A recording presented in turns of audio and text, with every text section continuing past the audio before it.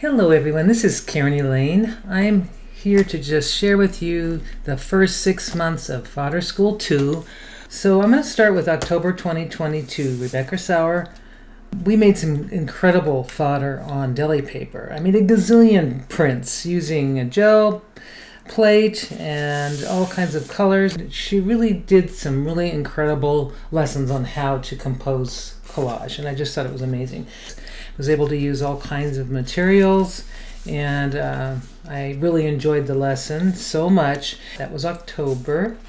And November, this is what I remember about this one. I love Drew Steinbecker's way of cutting stencils, and our final project was this incredible board book, which I really enjoyed. I love the colors.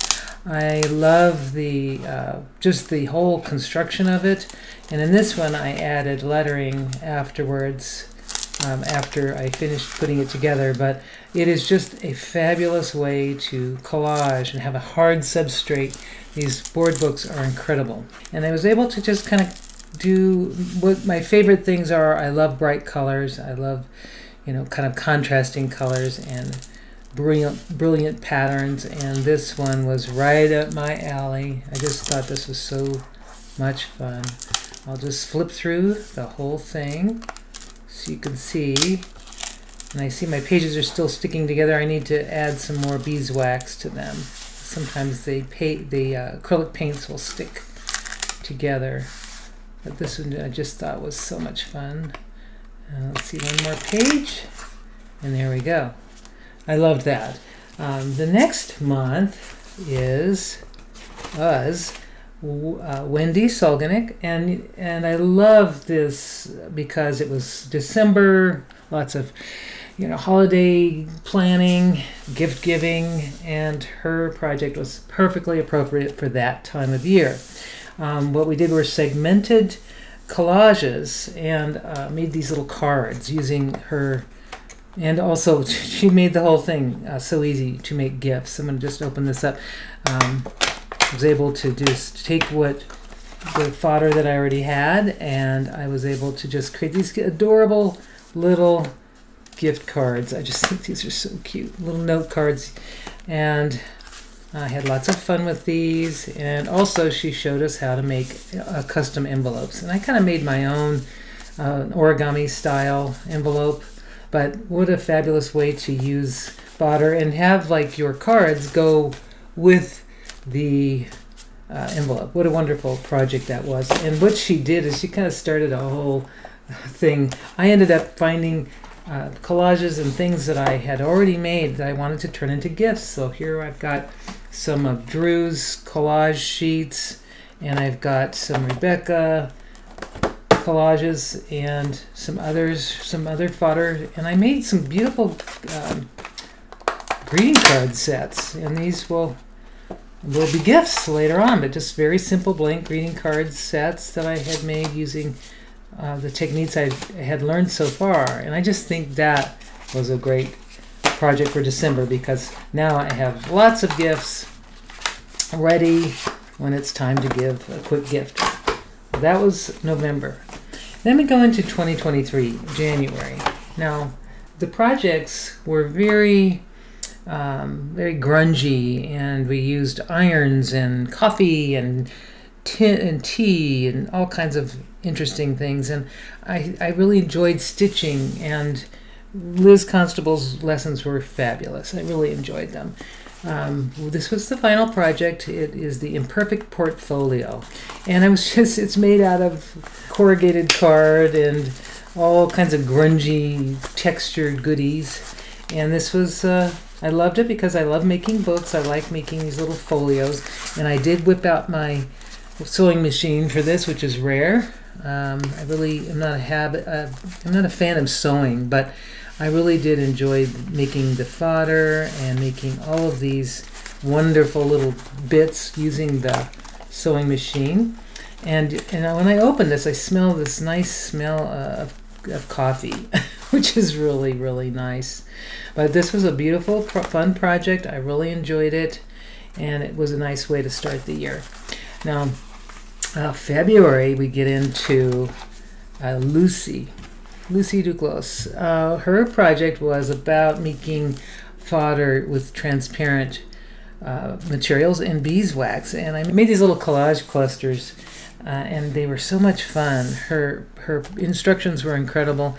I made my first piece with beeswax, and it still smells and feels really good, and it put some inclusions on it like this, and I wasn't really comfortable with this color palette. This isn't really my thing, these ochres, and I just kind of went outside my comfort zone and used colors I just wasn't my thing, but I really enjoyed the process. But afterwards I decided I wanted to make another one that was more in my color zone, and instead of using the beeswax, I used encaustic medium, which I happen to have a lot of already, and I love the way it feels. It's much more durable than this surface here. I was able to get a folded crane included on that, and I really enjoyed that process, and very beautiful, and I have this on my wall, and that was a really fun month as well. Now, March was a little bit more of a struggle for me. Now, I love Jane Chip's work. I love everything that she inspires. I mean, beautiful, but I just have some trouble. I had trouble that month, and I kind of got I think I bit off a little more than I could chew.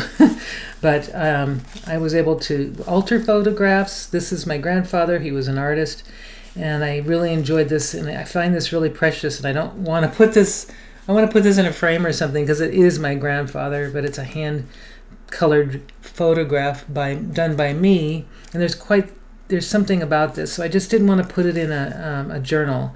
And I thought I'd just wait to put it in a frame or wait for the right time.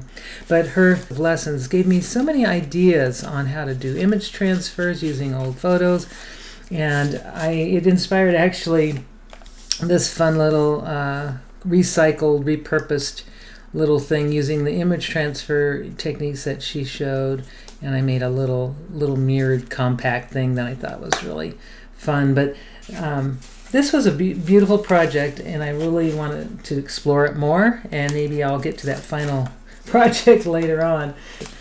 Then we get into April. Hello, April. Lots of play, lots of crazy fun play with Dory Patrick. I found my inner child. She came back out. She said, hello, I get to come and play.